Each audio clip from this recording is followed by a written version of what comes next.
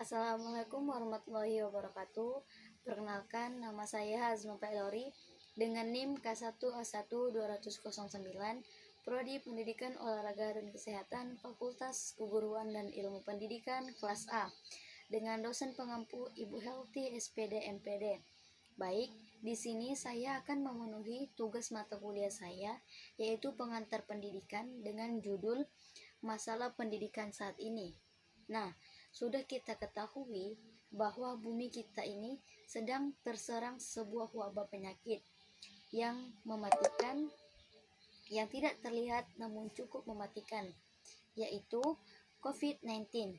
COVID-19 ini sudah menyebar di seluruh berbagai negara, termasuk di Indonesia.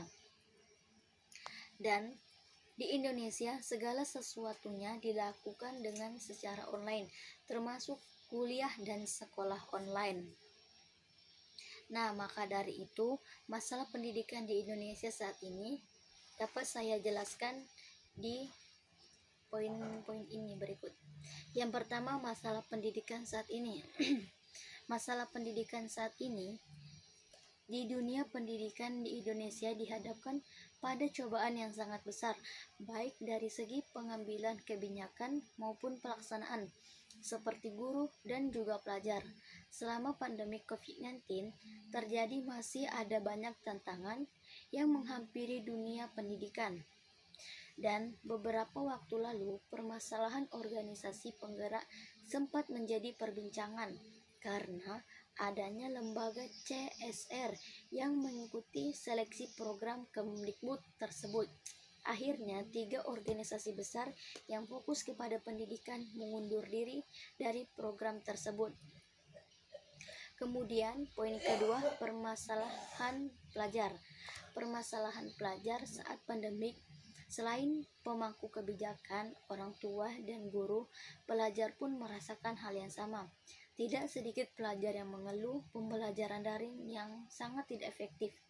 Apalagi jika terus-menerus seperti ini tanpa adanya solusi, permasalahan yang akan dialami pelajar antara lain, yang pertama, tidak memahami materi yang disampaikan karena kondisi sinyal dan juga keterbatasan media yang ada.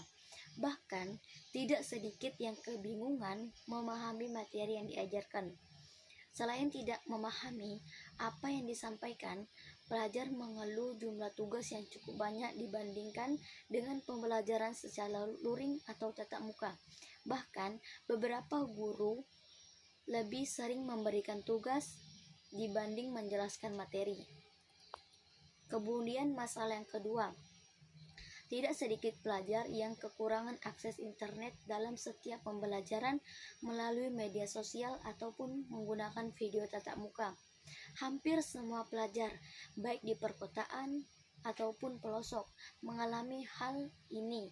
Akses internet di perkotaan sangat bagus, namun tidak sedikit pelajar yang tidak mampu membeli kuota internet yang mencukupi. Namun saat ini pemerintah telah memberikan kuota internet gratis kepada dosen, guru, mahasiswa, dan siswa. Untuk daerah pedesaan, pegunungan, dan juga daerah terluar mengalami kekurangan akses internet berupa jaringan. Terkadang hanya ada satu prepaid yang tersedia dengan harga kuotanya cukup mahal bagi seorang pelajar.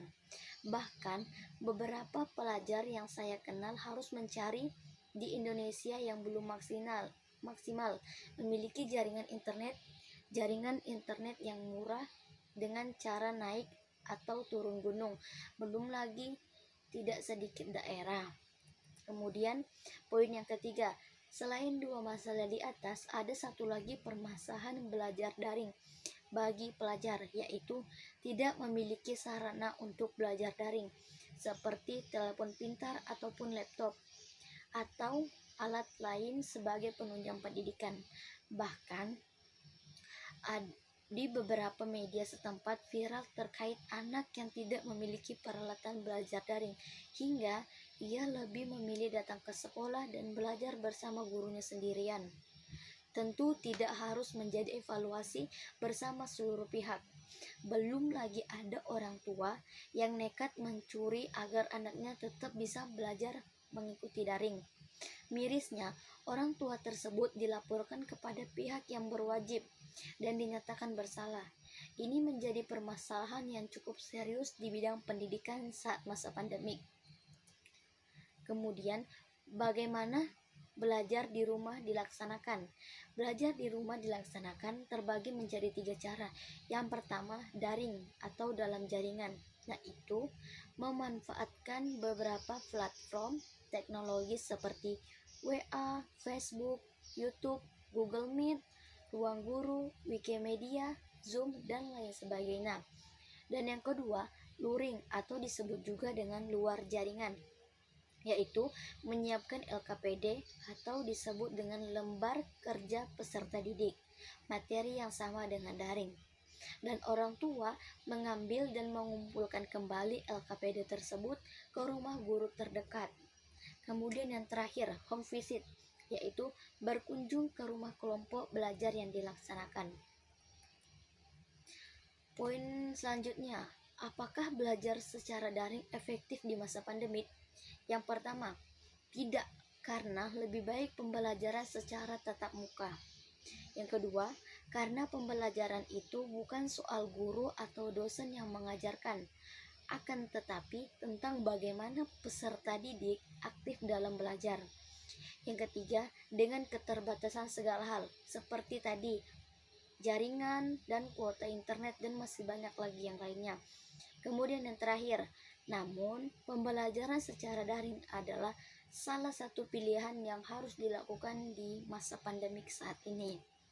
Kemudian, protokol kesehatan yang dapat kita sarankan kepada peserta didik terbagi menjadi 6.